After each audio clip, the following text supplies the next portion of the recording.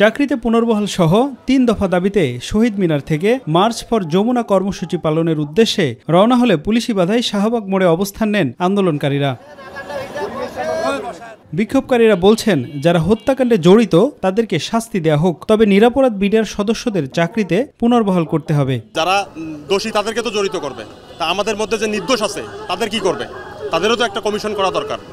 2009 সালে পরিকল্পিত যে হত্যাকাণ্ড হয়েছিল, আমরা সেই হত্যাকাণ্ডের সাথে আমাদের তৎকালীন সরকার আমাদেরকে বিডিআর বিদ্রোহ নামে একটা তকমা লাগিয়েছিল।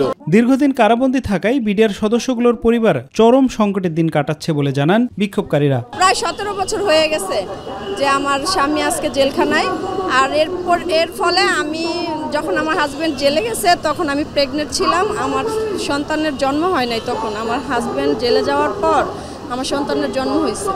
ঠিক আছে, তো আমার হাজব্যান্ড জেলে যাওয়ার পর আমার সন্তানের জন্ম হয়েছে। আমার সন্তান তো বাবার ভালোবাসা পায় নাই। আমাদেরকে তকমা দেওয়া হয়েছে বিদ্রোহের তকমা।